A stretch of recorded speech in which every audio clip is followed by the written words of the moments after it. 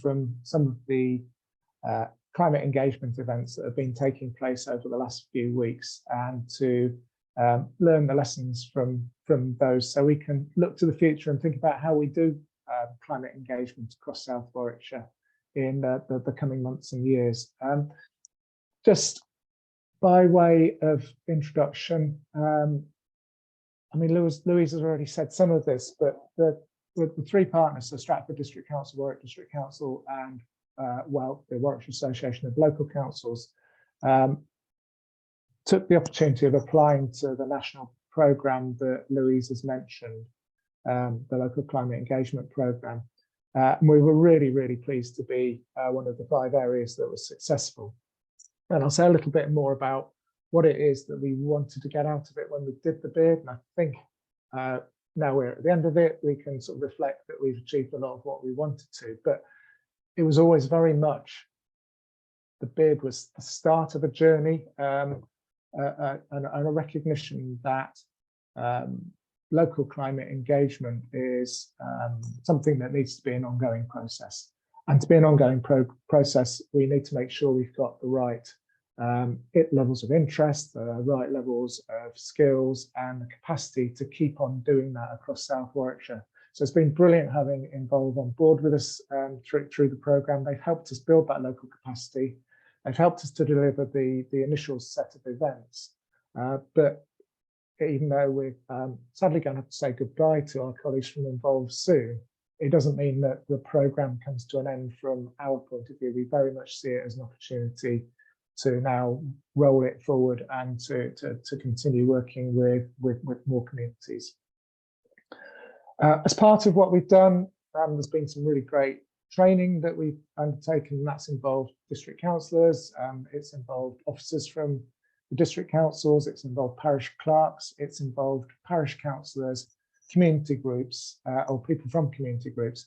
And I think by bringing that group of people together to go through that sort of training, we have done that work of kind of building our understanding of the challenges about doing climate engagement at a local level, but also how we might address some of those challenges. So we have built that kind of that understanding locally. So I'll say, yeah, so this event really marks the final part of our work with Involve, so the end of that first sort of process that we've been through, and as I say, launches the way ahead for ongoing local climate engagement. When we applied to the National Climate Engagement Programme, the 3 partners were clear that it's really important that we involve communities right across South Warwickshire in climate change, because we're really going to tackle the issue of climate change. The councils can't do that work on their own. We've got a role to play. We certainly recognise we've got a role to play, but we can't make reduce carbon emissions in South Warwickshire. We can't tackle the impacts of climate change without our communities, our residents, our businesses also being involved. So this is very much a key part of how we see we need to work with people to right across South Warwickshire to tackle climate change. So in planning the 3 events that have taken place so far that you're going to hear about more this evening, we've kept in mind those twin aims that we had when we did our original bid.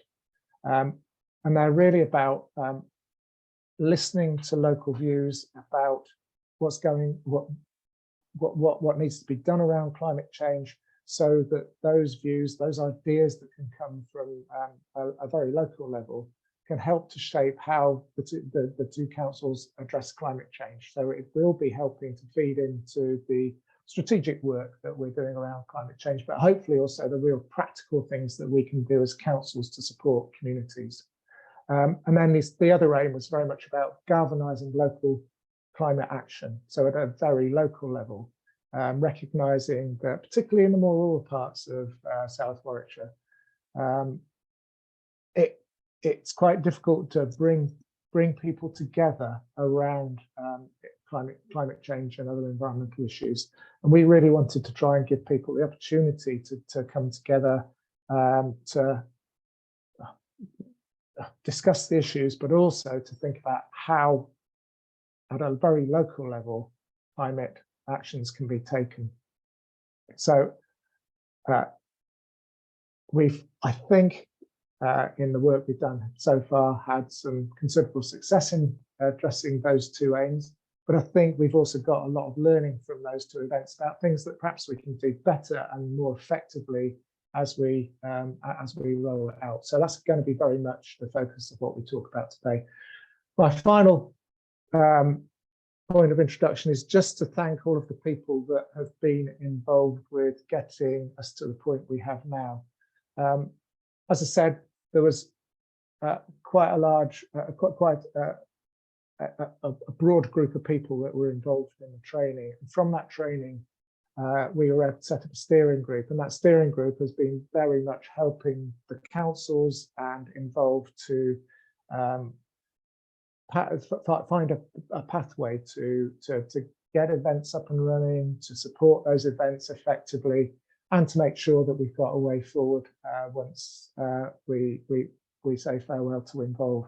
So you can see on this slide here the range of organisations that have been involved. You can see there's town and parish councils on there, various climate-related community groups, and the district councils and Warwickshire Association of Local Councils as well. So it's been really, really great to have all of those partners on board, and you know, we do hope that that sort of continues as we that sort of collaborative approach continues as we roll us forward.